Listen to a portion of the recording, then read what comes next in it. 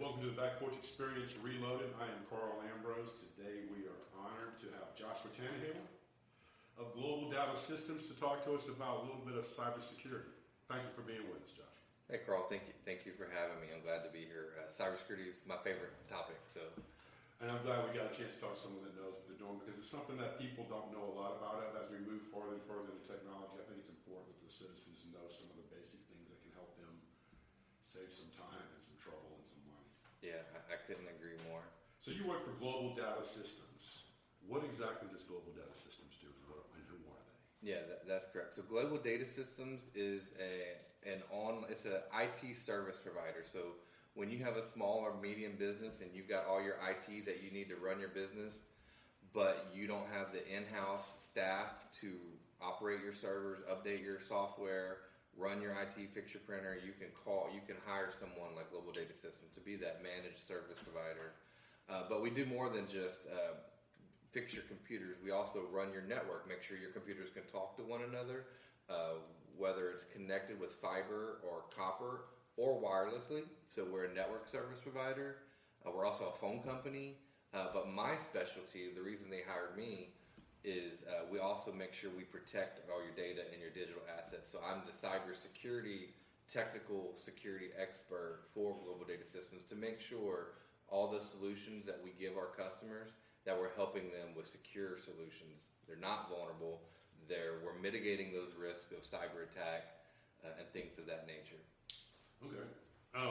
What's exactly your position at GDS? So my role is a technical sales consultant. So I'm that cybersecurity subject matter expert. So when our sales guys go in, IT is pretty vast and diverse. You can have different aspects of IT that we sell: the network side, the server side, the hosting side, the IP side, the data center side.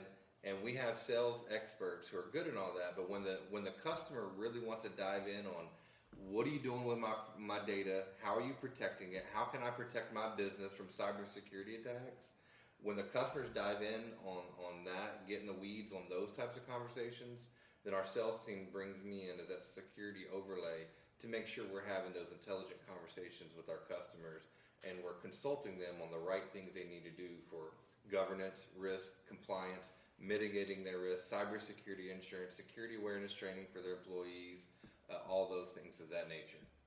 All right, so tell me, can you briefly explain to everyone the importance of cybersecurity in general? Yeah, and I actually have a good anecdote for this. What I think is a good anecdote, at least. So I tell people that before the AIDS epidemic happened in the 80s, all the dentists and the healthcare professionals, they would work on your mouth and everything without putting the personal protection equipment on.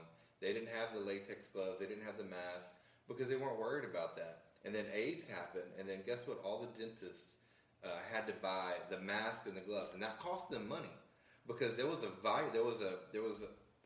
blood-borne pathogens out there, whatever it is, that they needed to protect their employees from harm.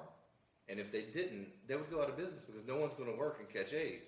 Well, that's how I look at cybersecurity today. There's computer viruses, there's ransomware, there's all these bad criminal actors who want to break into your digital assets and steal your data, defame, tarnish your website, tarnish your reputation. They want to cause you financial harm.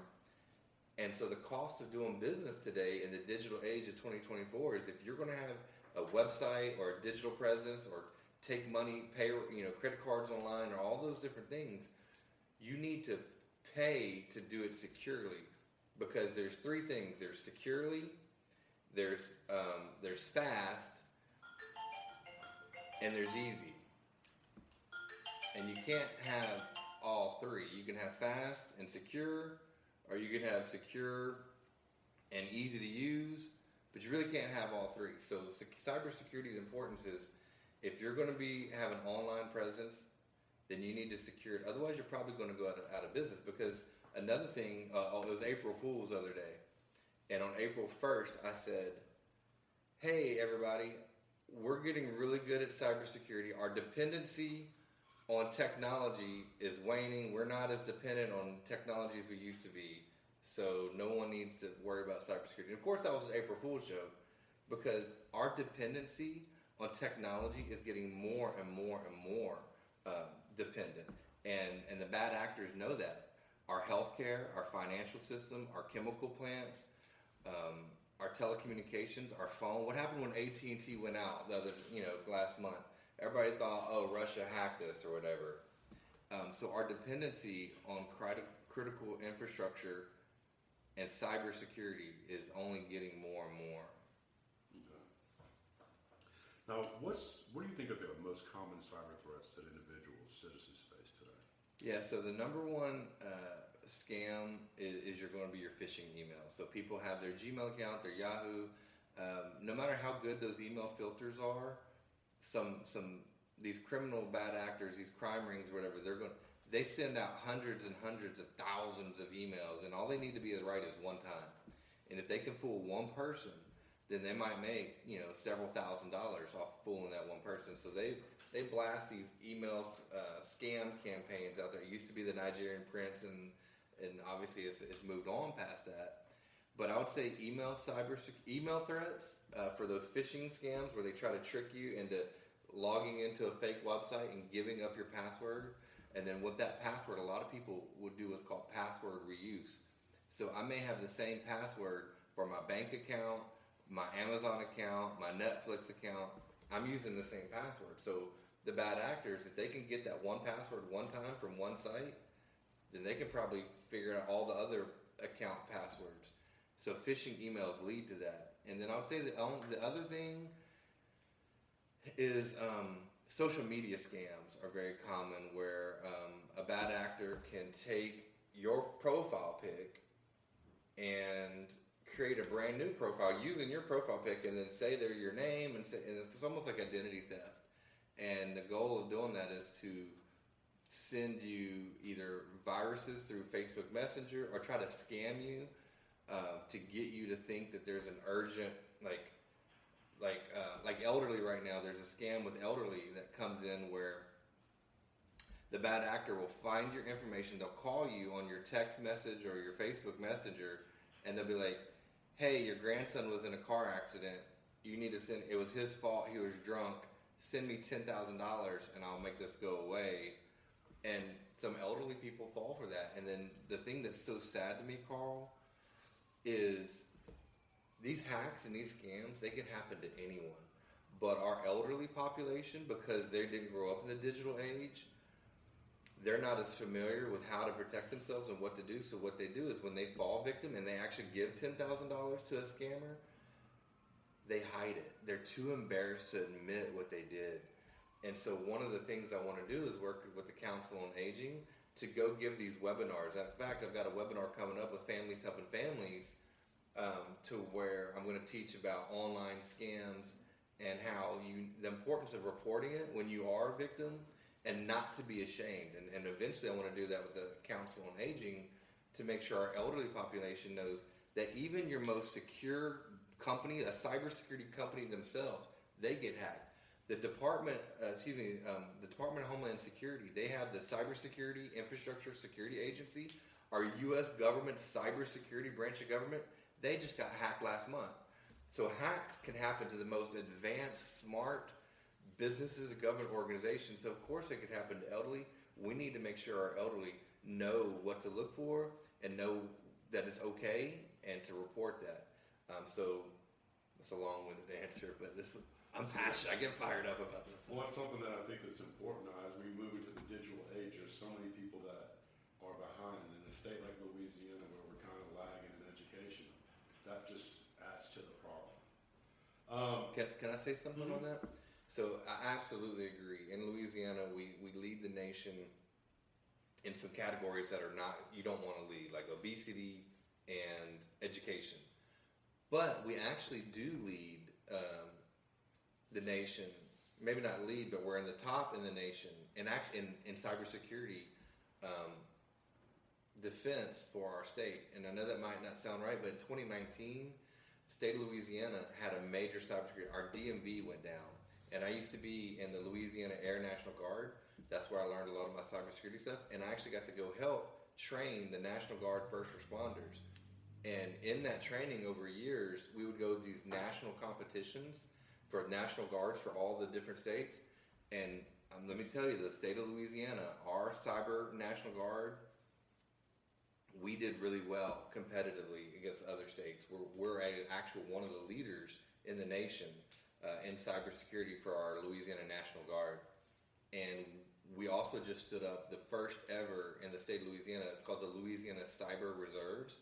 And what this Cyber Reserves is, it's really cool. I'm actually the number 2 in command for the Louisiana Cyber Reserves. It's part of the Louisiana State Guard, which is part of the Louisiana Military Department. And we're a bunch of civilians like me and you who've got this cybersecurity expertise. And when our state gets hacked again, and it will happen, not if, but when, and our National Guard and our state police and our FBI, they go do their thing. When their resources get spread thin, they can call in the Louisiana Cyber Reserves that I'm a part of. And I'm proud of that because I help cover the whole state, so we can have technicians and cybersecurity experts in any corner of the state go respond. And the other thing in here specifically, this is the Everything Lake Charles website. Well, let me tell you, this isn't just opinion, this is fact. I talked to the Department of Homeland Security's Governor's Office of Homeland Security at the State Police Headquarters in Baton Rouge 3 months ago.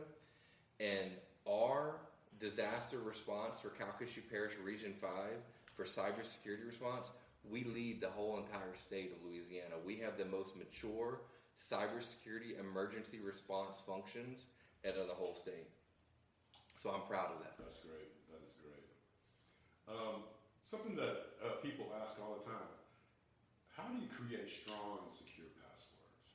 Yeah, you typically want to have complex passwords with upper, lowercase, multiple special characters, but that gets tiring. And so the browsers now will help you, and different password managers will help you.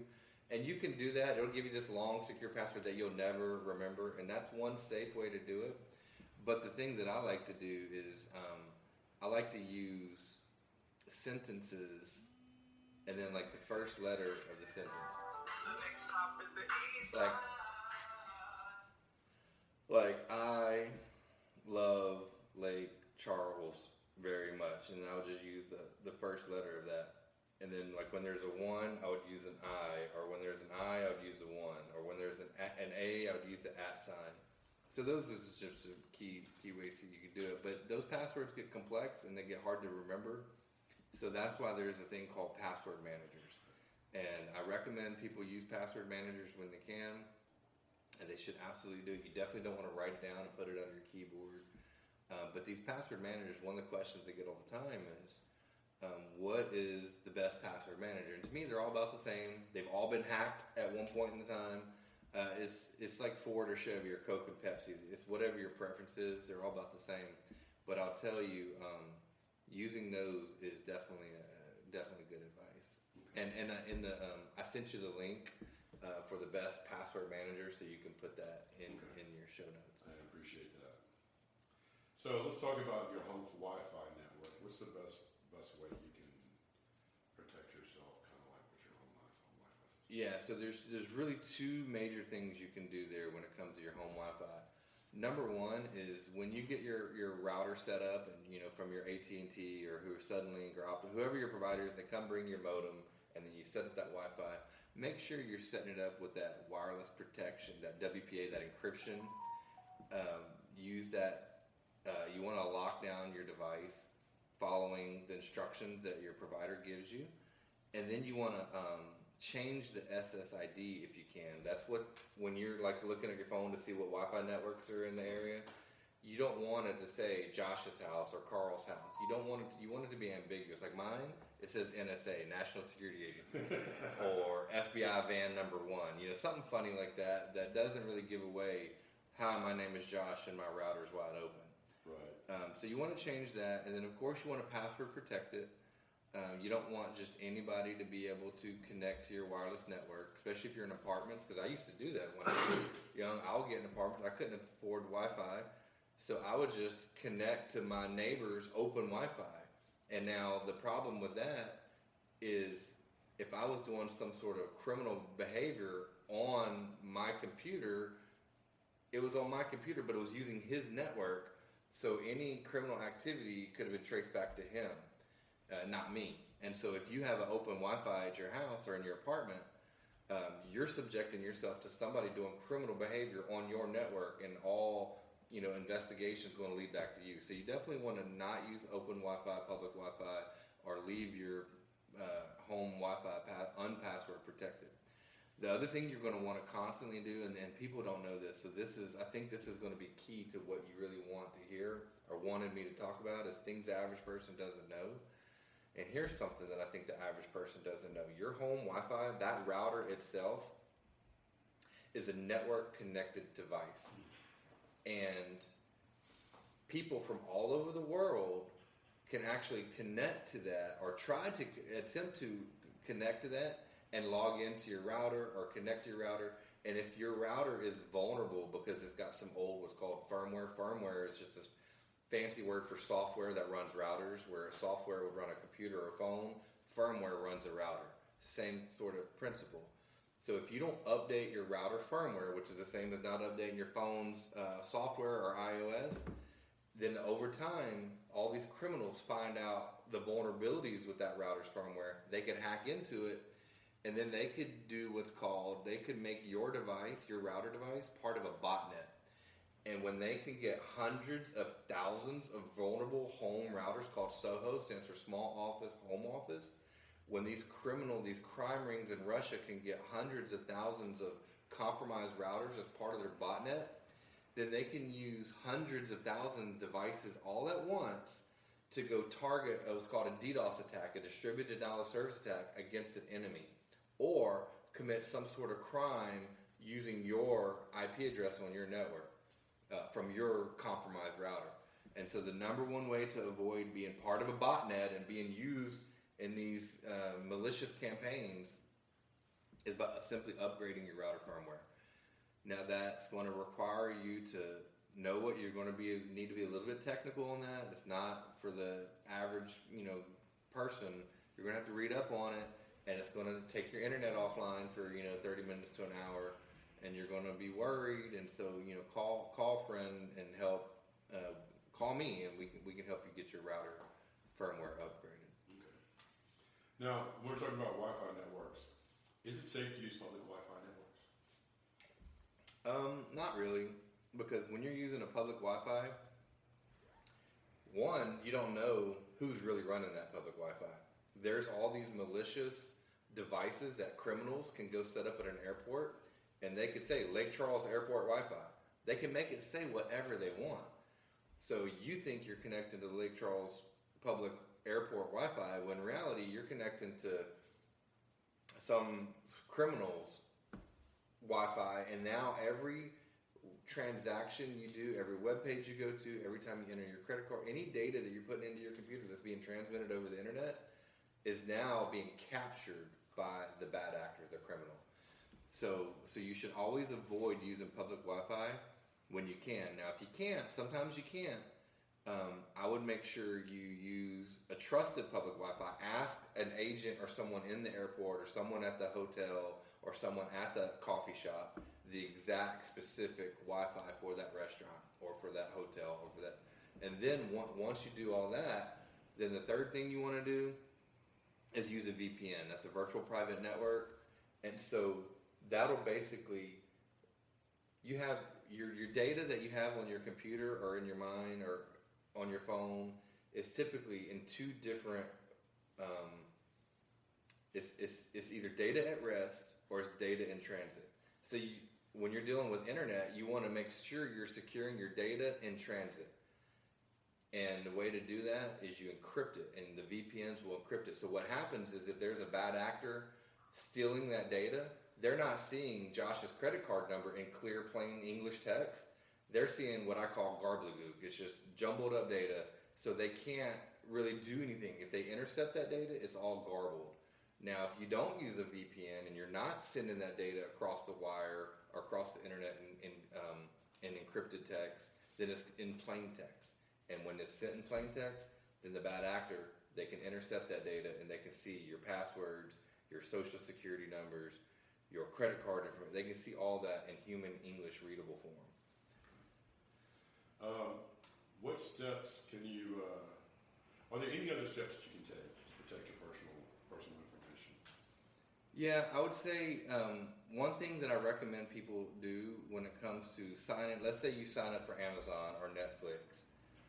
One thing you can do there is try not to use your corporate email address, or because what happens is you may trust Netflix or you may trust Amazon that they're not going to do anything with your data, but what happens is these these platforms that you're giving all your information to, they may get hacked one day.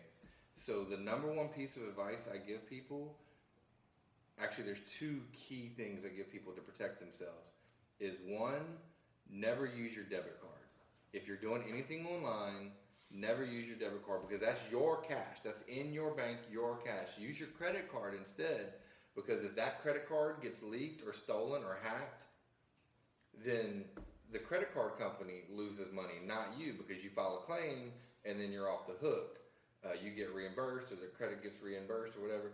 But when someone actually takes your debit card, you're really losing that money, and the bank may hold it or not agree. It could be weeks before you get that money back. So that's one thing to protect yourself, is use credit cards. Any gas station pumps, gas pumps and gas stations, use a credit card. Everywhere you can use a credit card that someone could hack it or steal the data, you want to use a credit card, not a debit card. That's huge. Another thing is,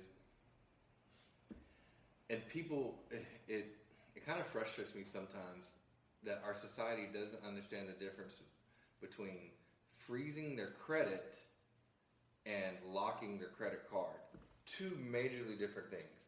So locking your credit card when you're not in use, you can go on the app typically of your credit card that you check your balance, and when not in use, you can hit a button typically and it says lock credit card. So if someone steals that credit card and they try to use it, your credit card is locked, so it won't get used. So that's locking your credit card. Now, freezing your credit is another totally thing separate. There's 3 credit bureaus, and if you know you're not about to make a large purchase like a new home or a new automobile, then you should go to all 3 credit bureaus and freeze your credit. That's not locking your credit card, that's freezing your credit. So if I'm a criminal and I steal your identity and I try to go get a car loan or a home loan or some sort of identity theft for financial fraud, and they try to run a credit check, it's going to get frozen. It's going to get locked. I'm not going to be able to fraudulently open an account in your name. So I tell people, recently the DMV got hacked, and Governor Edwards sent that mass email to everybody saying, hey, there was a breach at our DMV. Everybody's driver's license data got stolen. So we're giving you the free credit thing. And I started telling people, yeah, you certainly want to do that. Any time you can get free credit monitoring, you're going to do that. But I also recommend you follow those steps to freeze your credit. And my friends were like, well, I'm going out of town next week. I'm not going to freeze my credit cards. I'm like, no, it's not your credit cards. I'm talking about your credit. So that's the point I want to get people to understand. And you can't just do it on one of the 3 credit bureaus. You need to freeze your credit on all 3. Now, if you're about to go make a home loan or an auto loan, don't do that. I'm not suggesting, because people are like, well, I'm about to. Well, don't do it then. I'm talking if you know you're not going to be doing a major credit purchase anytime soon, just freeze that credit, because a lot of these hackers, they're in it for financial gain. And if they can't steal your credit card or they can't steal your identity and then you're what's called a hard target, and they're going to move on. They want to go for soft targets. They want those low-hanging fruits, those people in society who've done nothing and are naive to all of it. Let me see here. Are there any? It's important that you have antivirus on your computers. How often should you update that, or is there a specific time that you would recommend? Yeah, so that's another common question I get, and my answer may not be the most popular or technically sound, but this is what I feel. I feel like antivirus software is not as important in 2024 as it used to be in 2022 or 2015, 2010, because what happens is, like Microsoft, if you use a Windows computer, they've built in the antivirus now. It's built into it, and it's signature based. So all the bad viruses that were out there that are known, these signatures of what that looks like is already built in.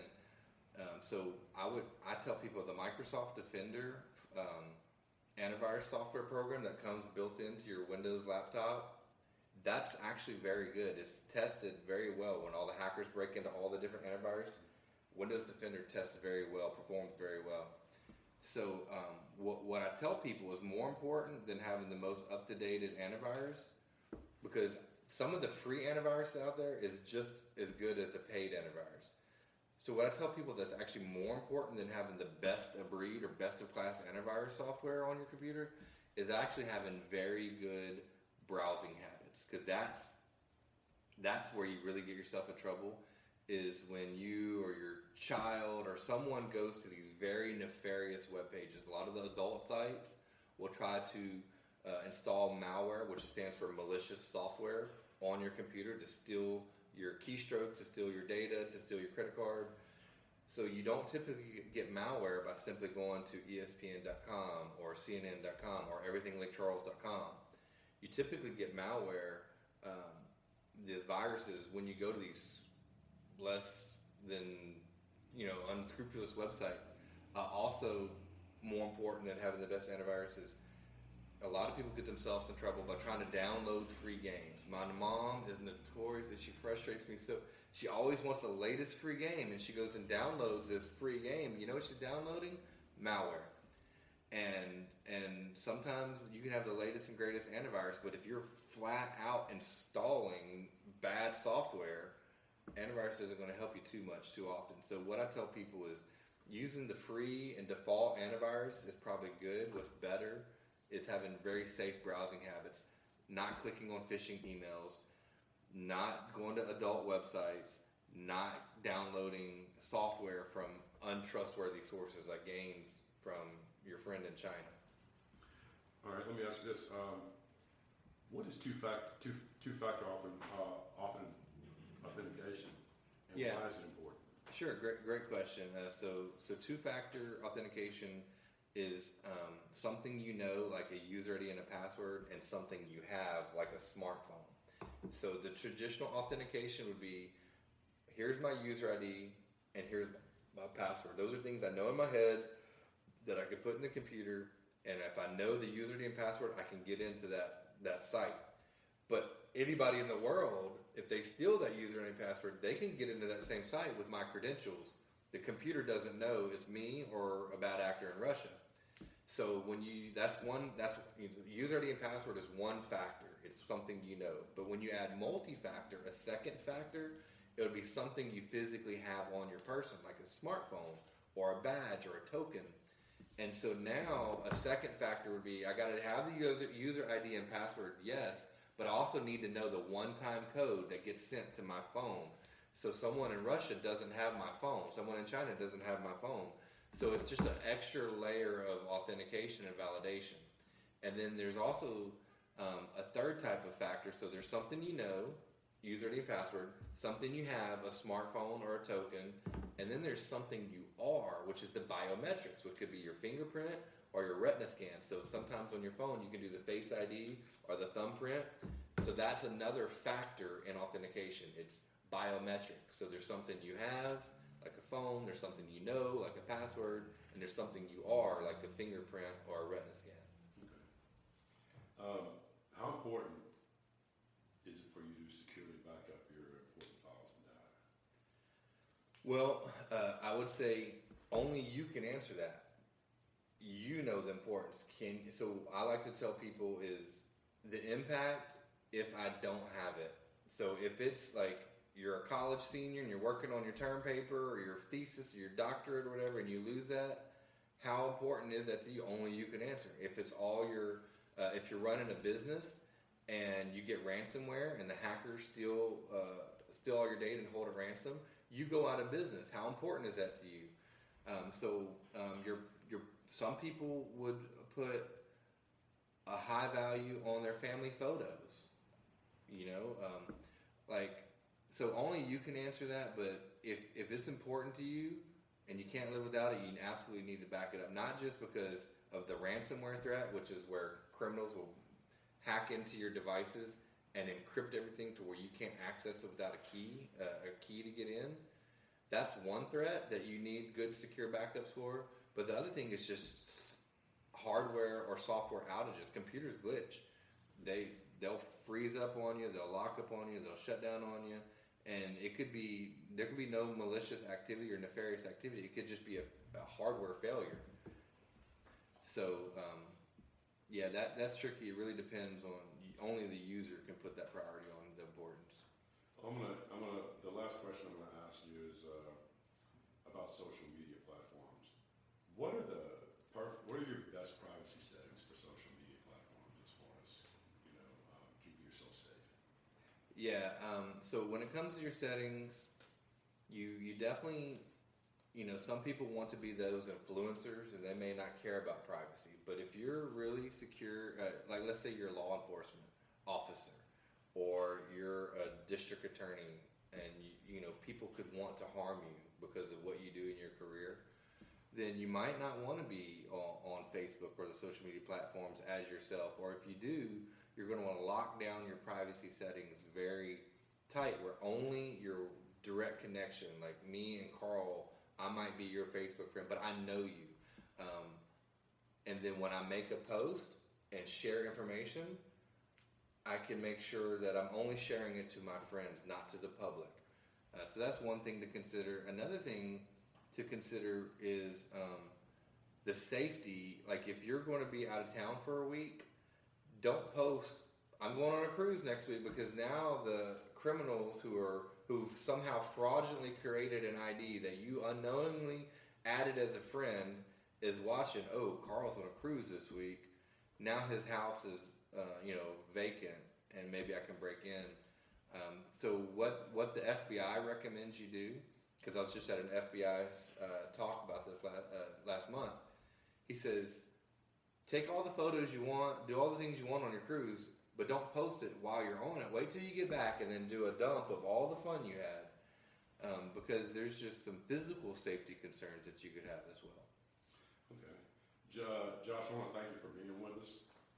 These are some important things that I think citizens and people need to know about. We're going to have you back shortly, to talk about some of the things that we can do for small businesses and businesses in America. But we appreciate your time. Tell people again how they can get in touch with you and who you work for and what you can do for them. Yeah, sure. So again, I'm Joshua Tannehill, J-Tann for short, and I work for Global Data Systems. We're a managed service provider out of Lafayette, but we work nationally. I live here in Lake Charles. I'm J-Tann, your cybersecurity man. The best way to follow me is on LinkedIn. I'm Joshua J-Tann Tannehill on LinkedIn, and I also have I host a few different cybersecurity meetups here in Lake Charles. One is a monthly cybersecurity meetup, and it's free to the public, and it's at Walk-Ons in Lake Charles, and it's the last Wednesday of every month, 6 p.m. So the same date and time, and usually it's at Walk-Ons, sometimes at Crying Eagle. And that's a free event that I have cybersecurity professionals from all over America fly into Lake Charles and talk to us, our IT professionals, and anybody who wants to be there about cybersecurity. All these topics, we talk about that free. It's a professional networking event with a cybersecurity and technology focus. So that's free monthly here in Lake Charles. I also host an annual cybersecurity conference. I have the NSA, I have the FBI, I have the Department of Homeland Security, I have major cybersecurity vendors in the world. They all come to Lake Charles. We're actually having it July 24th at La Berge. So this is our 4th year doing this major cybersecurity conference, and it's called the SWLA Cybersecurity Summit. And that was born 4 years ago. I had the idea because we've got these major casinos here. They're fancy, rival that's in Vegas, and the biggest cybersecurity conferences in the world are in Las Vegas at the casinos. We got some fancy casinos here. Let's use them. So I started it, and now we're in our 4th year, and it's a really good event. We normally have that free for the public, but this year, because rising costs, we're going to ask minimal, like $25. And you can check that out on Eventbrite. You can do a search on Google. Actually, you can do a Google search on SWLA Cyber Club, our SWLA Cybersecurity Summit, and you'll see the Eventbrite links for that. So thank you, Carl. Well, thanks for being with us. And like I said, we're going to talk to you again about some other stuff. I want to thank everybody for